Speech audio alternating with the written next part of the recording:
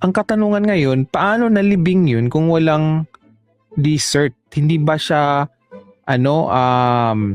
kumbaga required? Diba yung death certificate mga kaloys, hindi ba siya required para mailibing? Sino ang may kasalanan? Saan siya kukuha? Sino ang mag-issue? Diba? Totoo ba talaga na walang certificate or just para lang nandun pa rin yung hype about Rene Baterbonia? Nagsinungaling ba itong nanay? Or talagang yung nakapalibot sa kanya ay kinokontrol siya dahil alam nila ang kakayahan itong nanay?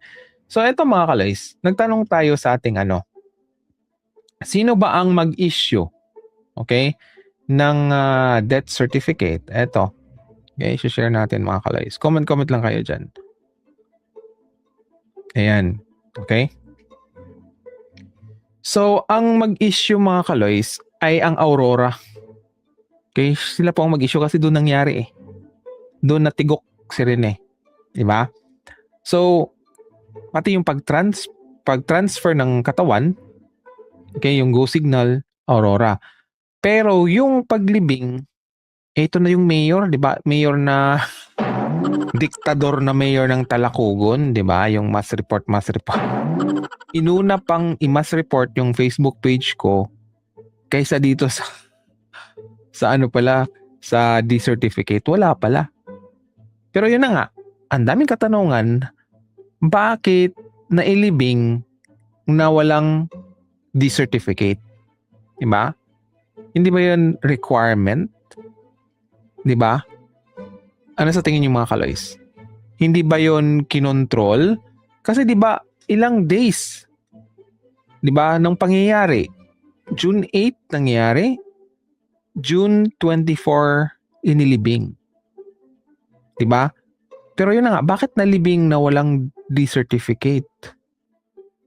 At ang daming katanungan, bakit itong si Torion o itong mayor ng Talacogon hindi man lang nakapag-advise?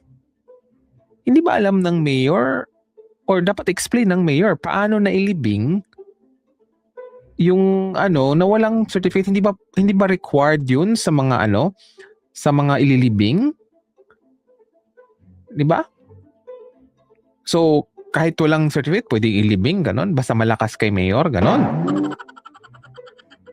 Right? At yun na nga, kaninong lupa yung nilibingan? 'Di ba? May nag-comment mga kalis, baka lupa ni mayor yung ginamit kasi 'di ba siya yung pinaka-owner daw nandoon. So yun na nga, kasi gawin dong something, 'di ba? So kikita sila, parang gano'n, tourist spot. Right? So comment kayo dyan mga kaloys. Kung kayo po ay may kamag-anak na nilibing nyo, okay lang ba? Mailibing ba yan? Makakuha ba kayo ng burial permit kung walang ipakita na death certificate? Diba? Comment kayo dyan. Sabi ni hindi malilibing kung walang, based on your experience sa Pilipinas, special ba tong LGU kasi diktador yung mayor? Diba? So nakitaan na natin, diba? Sabi ko nga sa inyo, itong mayor na to ay ulat-lakang tiwala. Diba? Kasi para makontak mo yung nanay, dadaan ka muna sa LGU. Kahit kausapin mo lang.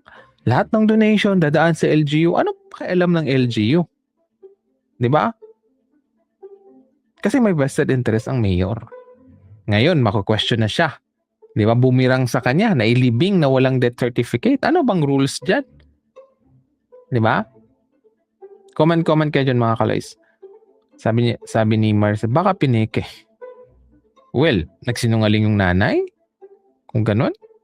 So ito mga kaloys, paano ba if kukuha ka ng 'di ba, burial permit? So ito po yung mga kaloys process. Okay? So yung death certificate, tapos yung clearance, okay, dun sa doktor. Tapos Aurora transfer, embalming certificate, ito pa. Tapos Talacogon, ayun. So may pananagutan talaga ang mayor. Di ba? Lumabas na yung baho ng mayor. May mga shortcut pala. Di ba? Ano sa tingin niyo mga kaloys? Sabi ni sobrang busy si Nanay Robilin, hindi na naisip. Hindi yun, para sa akin mga kaloys, hindi yun siguro magiging rason niya. Okay? Kasi babackfire sa kanya eh. Inuna yung negosyo kaysa mga ano. Pero yun na nga, paano nga nalibing na walang ano? Diba, special ba yung ano?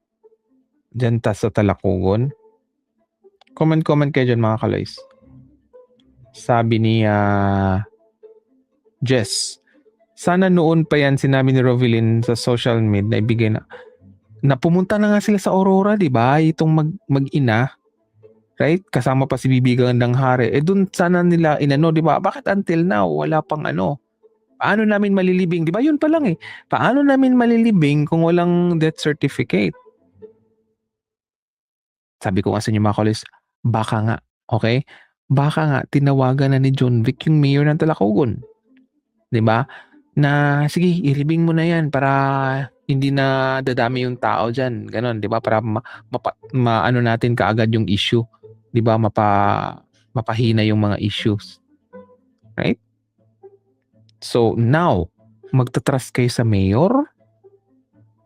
Masisisi niyo ba ako na tinerminate ko yung reward system dahil wala akong tiwala sa politician, mahaluan yung project natin?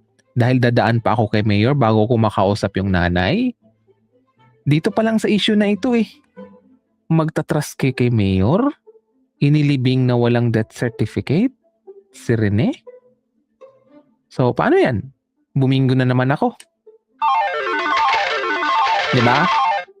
Na number 2 sa obstruction or obstacle. Diba? Ang nanay. Hindi ang nanay, ang mayor. Diba? Number 3 si John Vic. Number 2 ang mayor ng Talacogon. Number 1 ang nanay sa obstacle na makamit ang hustisya para kay Rene. Diba? So, ang yung nakapalibot sa nanay ni Rene, bumingo din tayo. Mga oploks. Kasi bakit hindi nakapag-advise? Pati yung lawyer, di ba? Si Torion. Sabi ko nga, palitan natin yung lawyer si Torion. Pag magkaroon tayo ng reward system, magkaroon tayo ng budget for independent lawyer. Kasi ayaw natin mahaluan ng politika. Kasi napopolitika na yung kaso ni Rene.